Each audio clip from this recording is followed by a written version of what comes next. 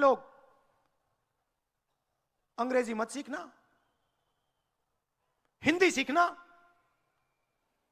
अंग्रेजी किसी को नहीं सीखनी चाहिए, हिंदी सीखनी चाहिए। उनके बेटों से पूछो, अमित शाह के बेटे से, अमित शाह से पूछो, बेटा आपका बेटा कहां पढ़ा, हिंदी मीडियम इंग्लिश मीडियम? कहेगा इंग्लिश मीडियम में पढ़ा। आपके बेटे अंग्रेजी पढ़े, आपकी बेटियां अंग्रेजी पढ़े और गरीब लोग अंग्रेजी ना पढ़े। मैं ये नहीं कह रहा कि आपको हिंदी नहीं पढ़नी, हिंदी पढ़ो, सीखो हिंदी,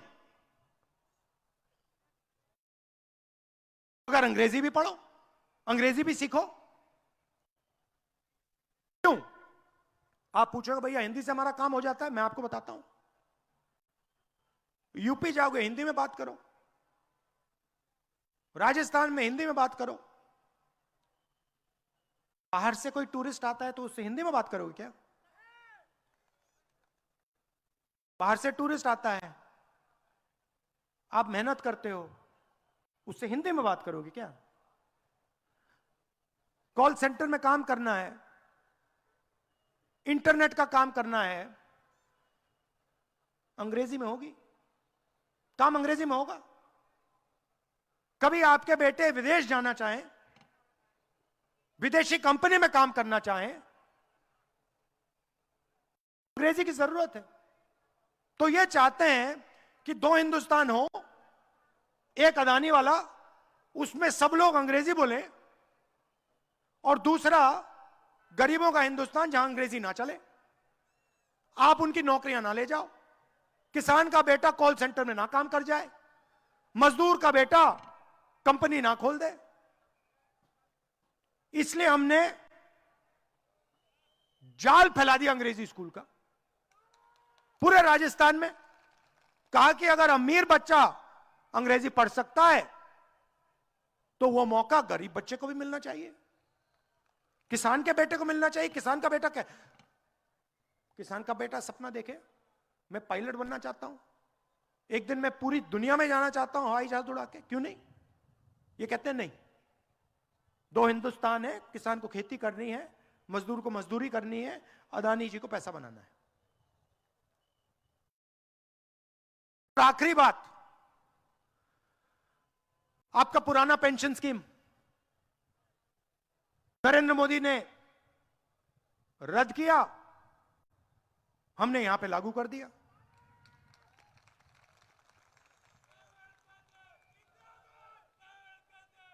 तो बात यह है, मेरा कहना है, अगर मैं भारत माता की जय का नारा कहूंगा या आपसे कहलवाऊंगा तो सचमुच में भारत माता की जय तो करनी ही पड़ेगी ना। भारत माता आप लोग हो, भारत माता किसान हैं, मजदूर हैं, गरीब लोग हैं, भारत माता वही है। तो नरेंद्र मोदी जी आते हैं कहते भारत माता की जय, और दूसरी तरफ अदानी का काम कर रहे हैं 24 घंटा। तो अगली बार आएंगे उनसे आप कहिए नरेंद्र मोदी जी जाति जनगणना करा दीजिए। मैं आपको बता रहा हूं, राजस्थान में तो ऑर्डर दे दिया हमने, जाति का सेंसस होगा, और जैसे ही दिल्ली में सरकार आएगी जाति जनगणना हमारा पहला काम होगा। पिछड़ों को पता लग जाएगा कि भैया आपकी आबादी कितनी है, दलितों को, आदिवासियों को साफ पता लग जाएगा, और आपकी सच्ची भागीदारी शुरू होगी। भारत माता की जय तब जाके शुरू होगी।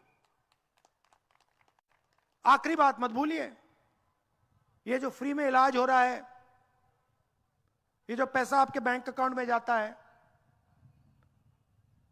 बीजेपी का आपने वोट दिया ना, ये सब बंद हो जाएगा, सारा का सारा बंद हो जाएगा। अदानी का काम शुरू हो जाएगा, किसानों का कर्जा माफ भूल जाइए, फ्री में इलाज भूल जाइए, 500 रुपए का गैस सिलेंडर भूल जाइए।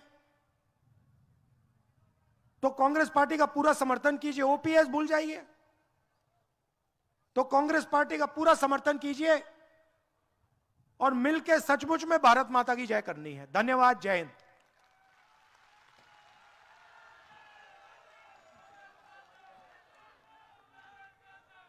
अब मैं हमारे बूंदी से विधानसभा प्रत्याशी जी हरिमोहन जी शर्मा से निवेदन कर रहा हूं कि वो धन्यवाद ज्ञापित करें। आदरणीय हरिमोहन जी।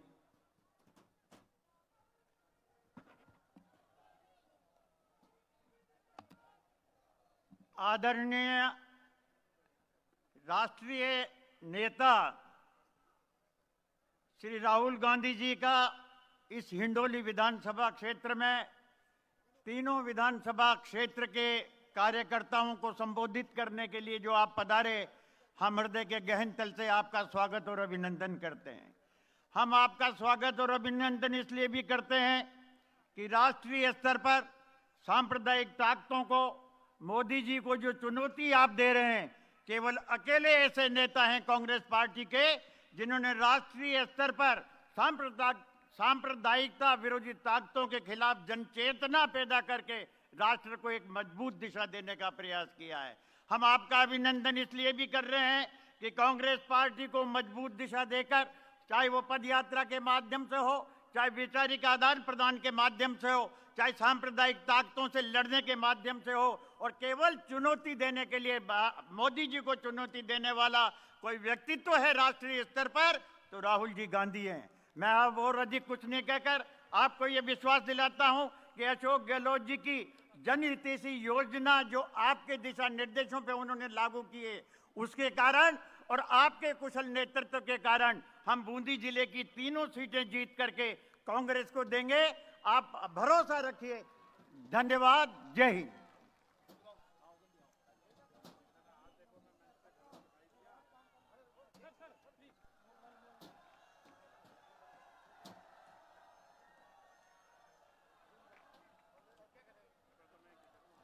बहुत बहुत आभार आदरणीय राहुल जी। आपने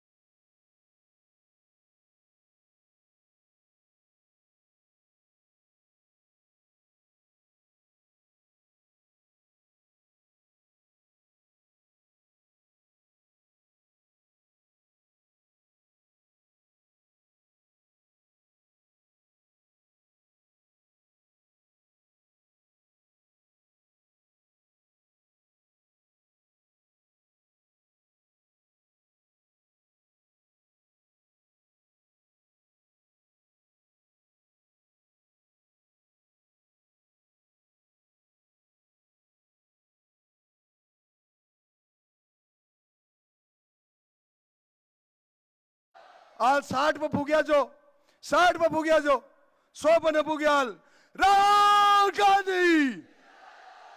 अब मैं स्वागत कर आमंत्रण करूंगा श्री राहुल गांधी जी। आप लोगों ने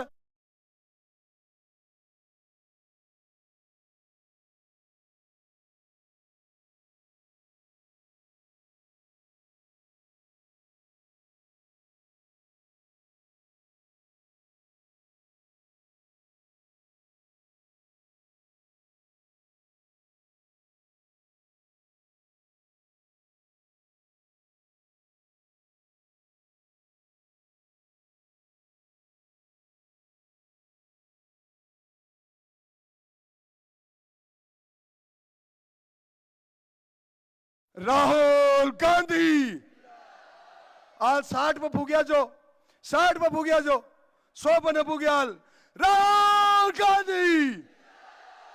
अब मैं स्वागत कर आमंत्रण करूंगा श्री राहुल गांधी जी, आप लोगों ने अपने दिल की बात बताओगा और वह बात राहुल गांधी जी की लहर गली गली में थाने जानो से 2-3 दिन। धन्यवाद।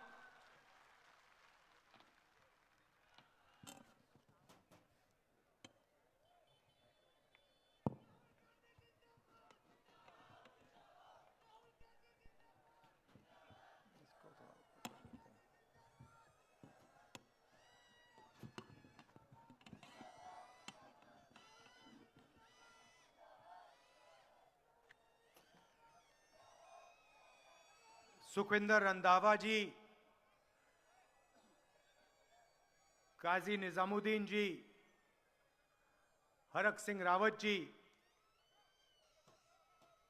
हमारे कैंडिडेट्स हरिमोहन शर्मा जी, अशोक चांदना जी, सीएल प्रेमी जी, स्टेज पे कांग्रेस पार्टी के वरिष्ठ नेता, हमारे प्यारे कार्यकर्ता, भाइयों और बहनों, प्रेस के हमारे मित्रों, आप सबका यहां बहुत बहुत स्वागत, नमस्कार।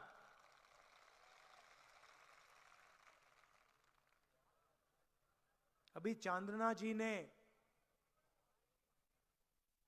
नारा लगवाया,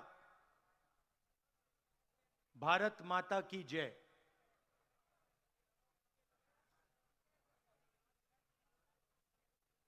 तो सवाल है, सब लोग ये नारा लगाते हैं, बहुत सुनने को मिलता है भारत माता की जय, मगर ये भारत माता है कौन? ये है क्या? सवाल है। जिसकी हम जय करते हैं, सब लोग करते हैं, मैं करता हूं, आप लोग करते हो, सब लोग करते हैं। तो ये भारत माता, ये है कौन? देखिए, ये भारत माता, ये धरती है, हां ना? हैगी? ये भारत माता इस देश के लोग हैं? हैं? आप सबके भाई बहन, माता पिता, गरीब लोग, अमीर लोग, बुजुर्ग लोग, सारे के सारे जो लोग हैं जिनमें ये आवाज गूंजती है भारत माता की, ये भारत माता है। सही?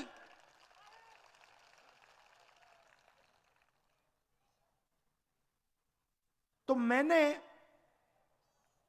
सिर्फ एक सवाल पूछा है।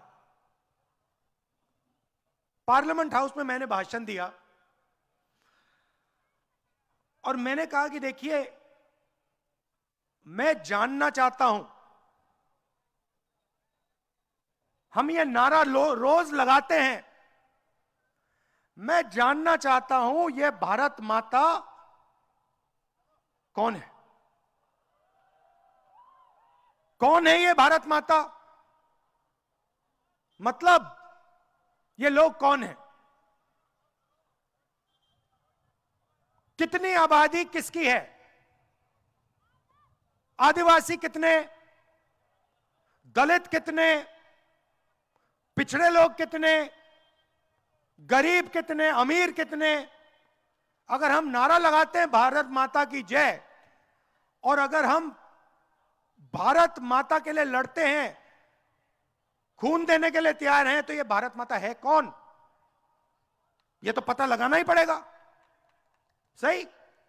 अगर हमें मालूम ही नहीं इस देश में पिछड़े कितने, दलित कितने, गरीब कितने, तो भारत माता की जय का मतलब क्या है? तो तो मैंने ये पार्लियामेंट में बोला, कहा कि इस देश को अब क्रांतिकारी काम करना पड़ेगा। इस देश को जाति जनगणना करवानी पड़ेगी।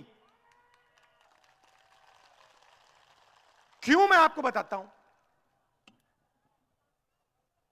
देश में कम से कम, मैं अंदाज लगा के कह रहा हूं क्योंकि इसका सच्चा जवाब किसी को नहीं मालूम, देश में कम से कम 50% पिछड़े लोगों की आबादी है। उनको आप पिछड़ों कह दो, उनको आप ओबीसी कह दो, उनको आप देश की रीढ़ की हड्डी कह दो, उनको आप मजदूर कह दो, किसान कह दो, देश को रोजगार दिलाने वाले लोग कह दो, जो भी आप कहना चाहते कह दो, मगर कम से कम उनकी आबादी 50% है।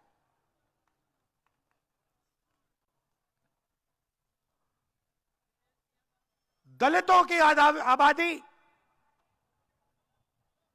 15%, आदिवासियों की आबादी 12 से 14%। मतलब भारत माता का सबसे बड़ा भाग दलित, आदिवासी और पिछड़ा है।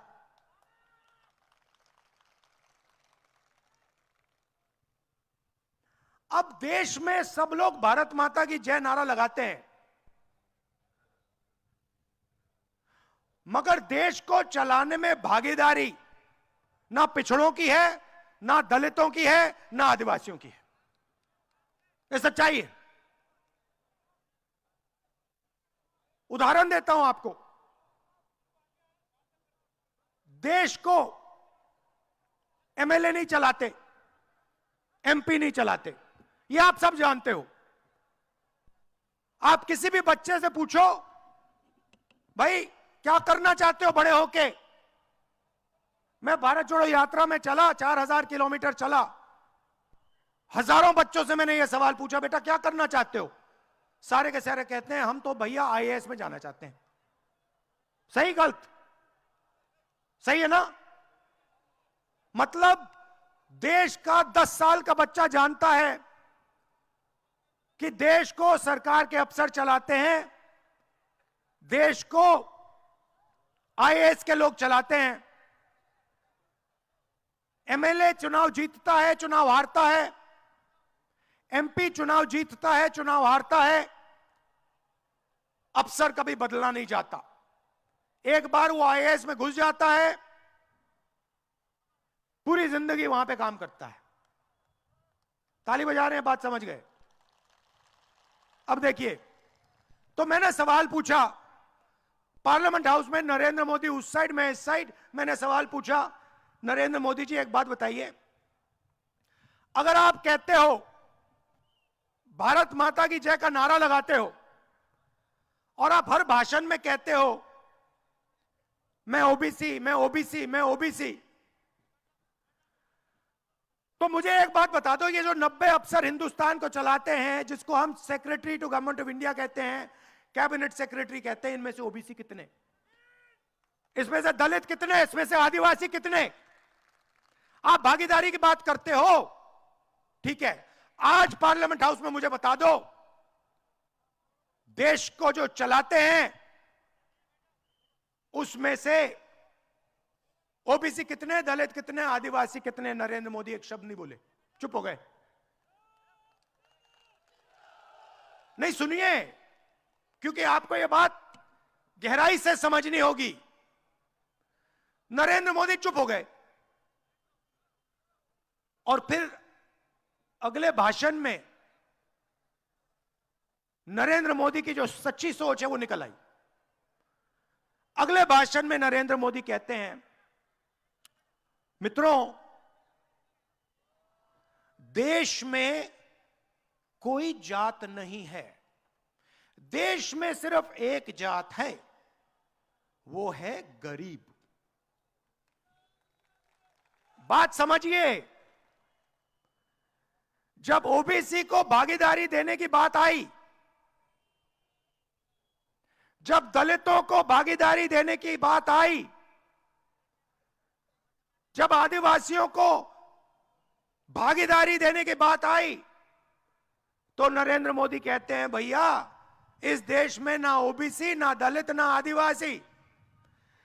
जब चुनाव जीतने की बात आई, नरेंद्र मोदी जी कहते हैं मैं तो ओबीसी हूं भाइयों बहनों, मैं तो हूं ओबीसी। अरे या आप ओबीसी हैं या फिर इस देश में एक जात है, आप बता दो। भाइयों और बहनों, आप चौंक जाओगे। हिंदुस्तान का हर ओबीसी युवा चौंक जाएगा। 90 अफसरों में से 3 अफसर ओबीसी, 90 में से 3। आबादी 50%,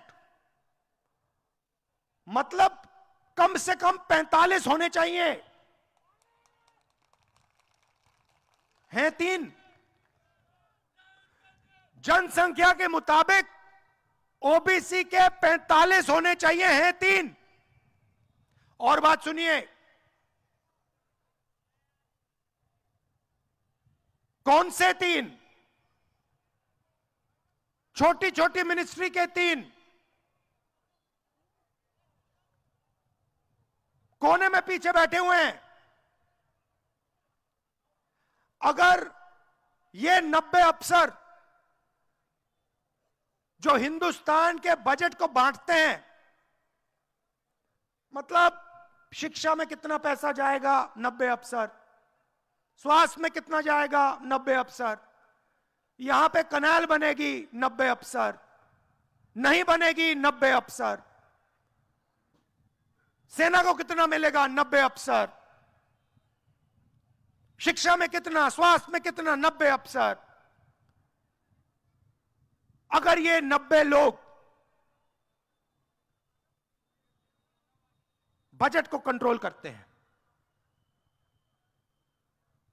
तो 3 लोगों को बजट पर कितनी भागीदारी है? सुनिए, अगर हिंदुस्तान की सरकार 100 रुपए खर्च करती है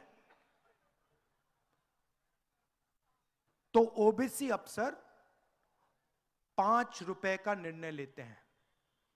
मतलब अगर हिंदुस्तान की सरकार 100 रुपए खर्च करती है तो ओबीसी अफसर जो 50% आबादी है, जिनकी 50% आबादी है, वो 5 रुपए का निर्णय लेते हैं। यह सच्चाई है भाइयों और बहनों। चलिए, यहां आदिवासी हैं तो मैं आपसे पूछता हूं, 90 में से आदिवासी कितने? 90 अफसरों में से आदिवासी अफसर कितने? कोई बता सकता है? बताइए बताइए। 1। 90 में से 1 आदिवासी, 3 पिछड़े जात के और 3 दलित। अगर ओबीसी अफसर 5 रुपए का निर्णय लेते हैं तो दलित अफसर 1 रुपये का निर्णय लेता है और आदिवासी कुछ पैसों का निर्णय लेता है। दलितों की, आदिवासियों की, पिछड़ों की हिंदुस्तान में कोई भागीदारी नहीं है। अब चलिए राजनीति पे चलते हैं। सवाल पूछता हूं, नरेंद्र मोदी ने 14 लाख करोड़ रुपया हिंदुस्तान के सबसे बड़े अरबपतियों का कर्जा माफ किया है। 14 लाख करोड़ रुपया। भाइयों और बहनों, इनमें से ओबीसी कितने, दलित कितने, आदिवासी कितने, ये बताओ मुझे। 14 लाख करोड़ रुपया कर्जा माफ किया नरेंद्र मोदी ने। उसमें एक आदिवासी नहीं, एक दलित नहीं, एक पिछड़ा नहीं। मतलब हिंदुस्तान की 80% आबादी में से कोई नहीं।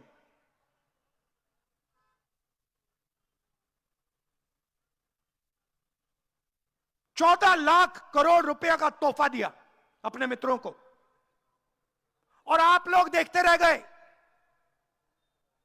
आपको पता भी नहीं लगा कि यार 14 लाख करोड़ रुपया 20-25 लोगों को नरेंद्र मोदी ने दे दिया। मीडिया का समय खरीद लिया, टीवी पे अपना चेहरा दिखा दिया, और दलितों से, आदिवासियों से, पिछड़ों से आंख के सामने चोरी की। पता नहीं लगा आपको? सुनिए, नारे बाद में लगाना, मैं आपको गहरी बात बता रहा हूं।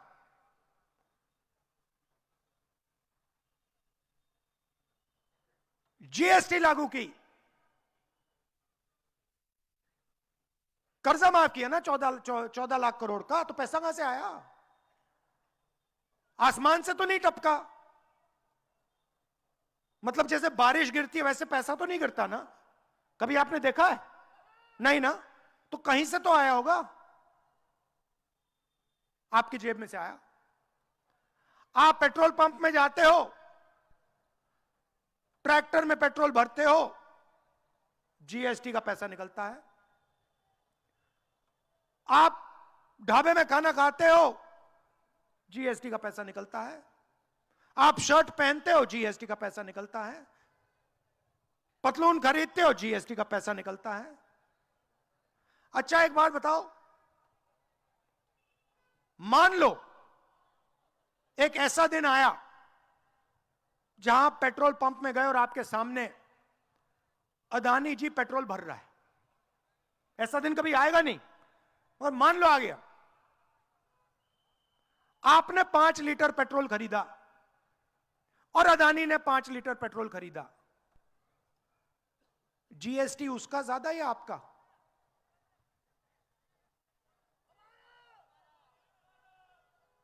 तो आप जीएसटी ज्यादा देते हो, आपकी आमदनी कम, आप उतनी जीएसटी देते हो जितना वो देता है। जीएसटी आपके जेब से निकल रहा है। किसके जेब से? पिछड़ों की जेब से, दलितों की जेब से, आदिवासियों की जेब से, गरीब जनरल लोगों के जेब से निकल रहा है। और 14 लाख करोड़ रुपया नरेंद्र मोदी ने 20-25 लोगों का कर्जा माफ कर दिया।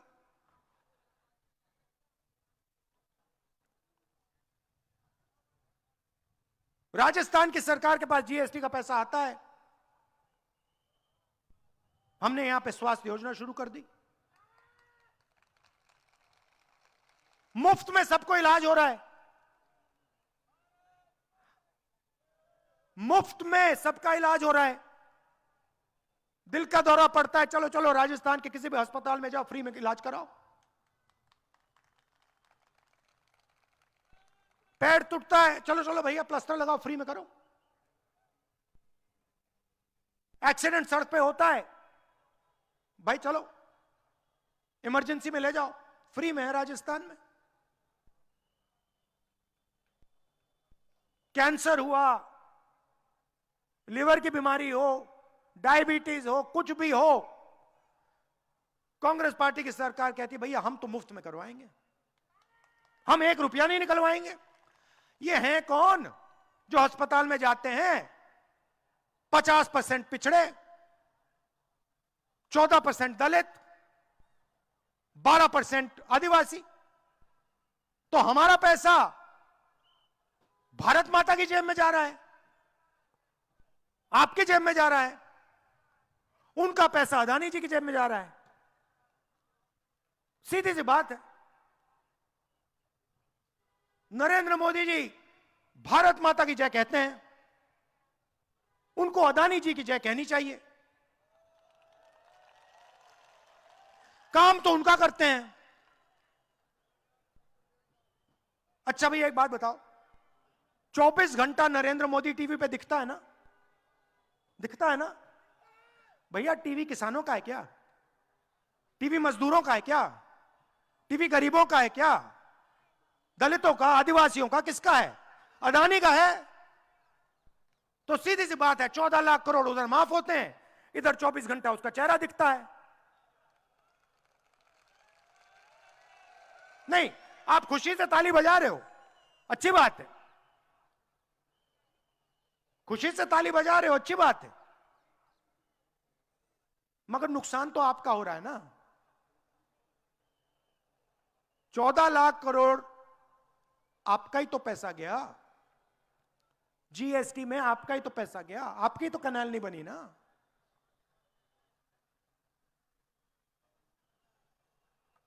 तो बिल्कुल साफ बात है, नरेंद्र मोदी, सुन लीजिए, नरेंद्र मोदी जाति जनगणना नहीं कर सकता। कुछ भी हो जाए, नरेंद्र मोदी नहीं कर सकता, क्योंकि नरेंद्र मोदी अदानी के लिए काम करता है।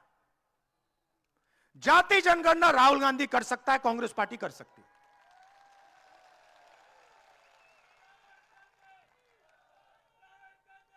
और मैं आपको बता रहा हूं, जिस दिन जाति जनगणना हो गया, जिस दिन इस देश के पिछड़ों को बात समझ आ गई कि भाई हम हैं 50% और भागीदारी 5% की मिल रही है, जिस दिन आदिवासी को बात समझ आ गई हम हैं 12%, हमारा एक आदमी बैठा है, जिस दिन दलितों को बात समझ आ गई भाई हम हैं 15%, हमारे 3 बंदे बैठे हैं, उस दिन ये देश बदल जाएगा। और अब देश को बदलने का समय आ गया है। 2 हिंदुस्तान बन गए, एक अरबपतियों का हिंदुस्तान। 14 लाख करोड़ रुपए माफ हो गए। किसान कर्जा माफ करने की बात करता है, किसी भी बीजेपी के प्रदेश में किसान हाथ उठा के कहता है भैया मेरा भी कर दो, 2 लाठी लगती है, अंदर कर देते। सारे के सारे बैंक का फायदा 10-15 लोगों को। यहां पे छोटा दुकानदार बैंक लोन मांगता है, कहते निकल यहां से, तू कौन है? युवा सुबह उठता है, कहता है मैं पढ़ाई करना चाहता हूं,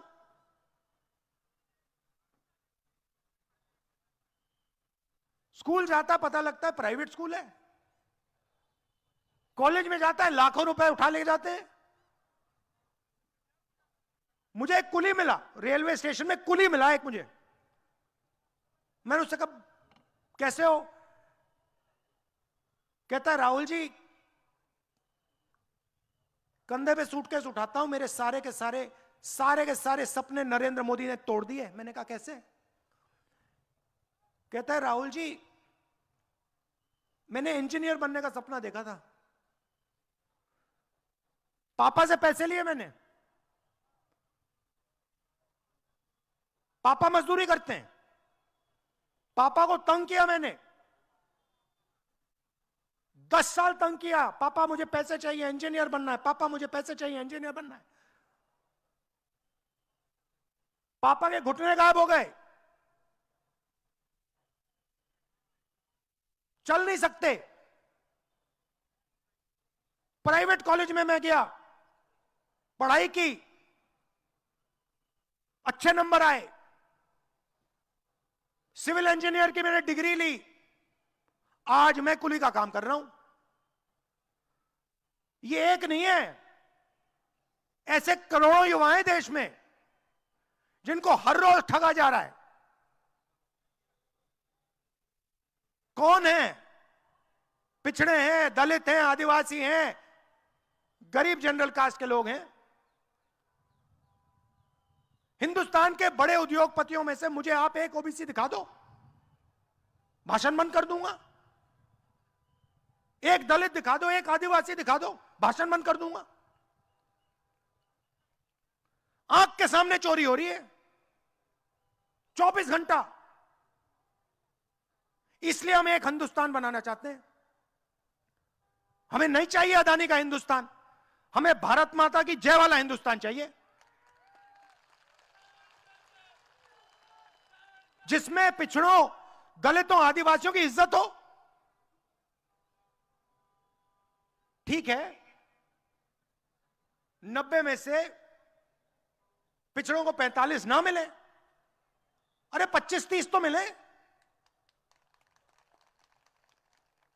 शुरुआत तो हो। इसीलिए राजस्थान की सरकार ने 7 गारंटी दी है। और गारंटी का मतलब नरेंद्र मोदी वाली नहीं कि भैया 15 लाख रुपए बैंक अकाउंट में डाल देंगे। कोविड के समय भैया थाली बजाइए, मजे लीजिए, थाली बजाइए, चलिए थाली बजाइए, मोबाइल फोन की लाइट ऑन करिए, वहां लोग मर रहे हैं, लाखों लोग मर रहे हैं, लाशों का ढेर सामने पड़ा है। कोविड लोगों को मिलने से बढ़ता है। नरेंद्र मोदी ने सबको बाहर निकाल के नचा दिया एक साथ, चलो नाचो, कोविड फैलाओ, मरो।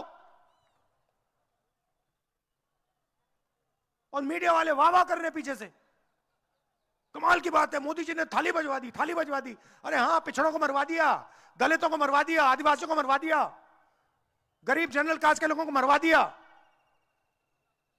यही तो हो रहा है। तो 7 गारंटी दी है। मैंने अपने सब चीफ मिनिस्टर को कह दिया, एक हिंदुस्तान बनाना है। जितना पैसा नरेंद्र मोदी जी ने अदानी जी को दिया है, इन लोगों को दिया है, उतना पैसा गरीबों की जेब में डालना है। खत्म कहानी। लो,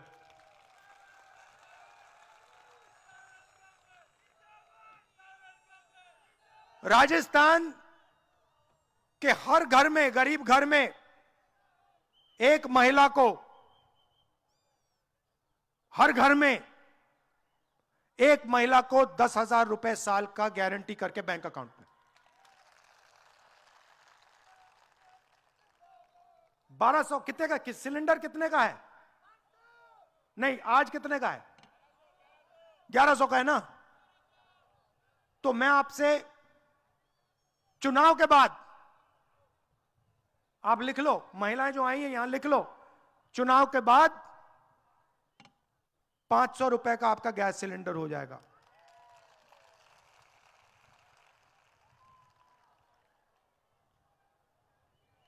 अच्छा, बीजेपी के लोग कहते हैं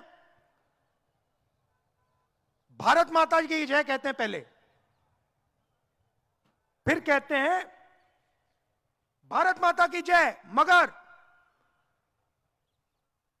हिंदुस्तान के गरीब लोग, पिछड़े लोग, दलित लोग, आदिवासी लोग, गरीब जनरल कास्ट के लोग, अंग्रेजी मत सीखना,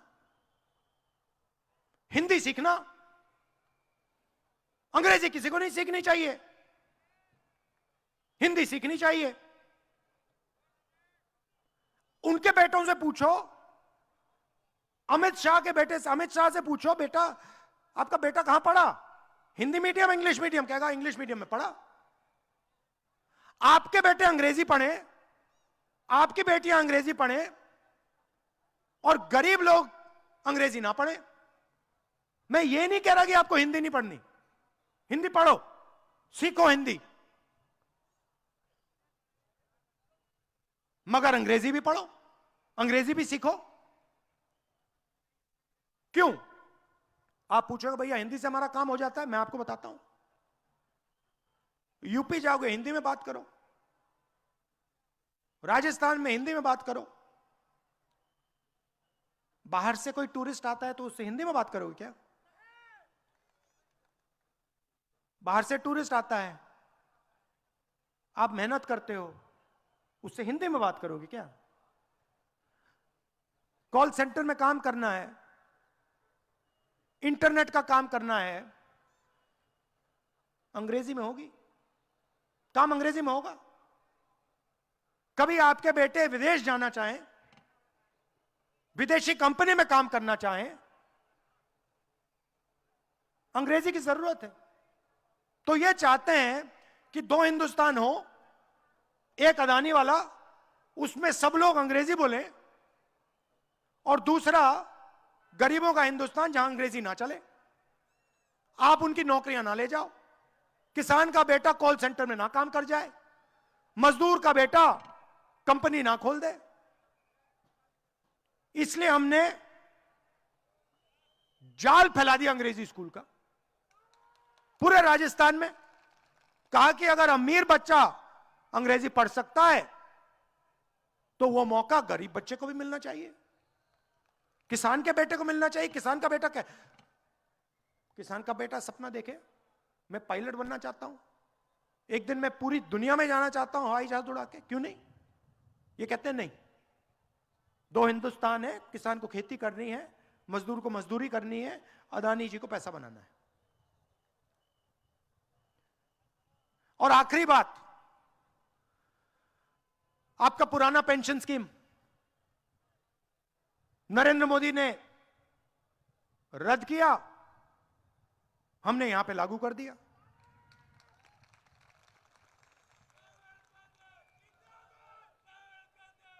तो बात यह है, मेरा कहना है, अगर मैं भारत माता की जय का नारा कहूंगा या आपसे कहलवाऊंगा तो सचमुच में भारत माता की जय तो करनी ही पड़ेगी ना। भारत माता आप लोग हो, भारत माता किसान हैं, मजदूर हैं, गरीब लोग हैं, भारत माता वही है। तो नरेंद्र मोदी जी आते हैं, कहते भारत माता की जय, और दूसरी तरफ अदानी का काम कर रहे हैं 24 घंटा। तो अगली बार आएंगे उनसे आप कहिए, नरेंद्र मोदी जी जाति जनगणना करा दीजिए। मैं आपको बता रहा हूं, राजस्थान में तो ऑर्डर दे दिया हमने कि जाति का सेंसस होगा, और जैसे ही दिल्ली में सरकार आएगी, जाति जनगणना हमारा पहला काम होगा। पिछड़ों को पता लग जाएगा कि भैया आपकी आबादी कितनी है, दलितों को, आदिवासियों को साफ पता लग जाएगा, और आपकी सच्ची भागीदारी तब शुरू होगी। भारत माता की जय तब जाके शुरू होगी। आखिरी बात मत भूलिए, ये जो फ्री में इलाज हो रहा है, ये जो पैसा आपके बैंक अकाउंट में जाता है, बीजेपी का आपने वोट दिया ना, ये सब बंद हो जाएगा, सारा का सारा बंद हो जाएगा। अदानी का काम शुरू हो जाएगा, किसानों का कर्जा माफ भूल जाइए, फ्री में इलाज भूल जाइए, 500 रुपए का गैस सिलेंडर भूल जाइए। तो कांग्रेस पार्टी का पूरा समर्थन कीजिए, ओपीएस भूल जाइए। तो कांग्रेस पार्टी का पूरा समर्थन कीजिए, और मिलकर सचमुच में भारत माता की जय करनी है। धन्यवाद, जय हिंद।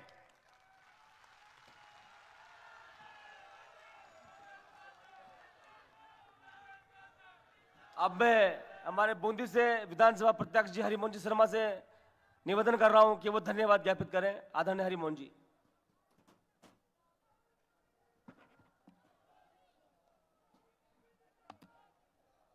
आदरणीय राष्ट्रीय नेता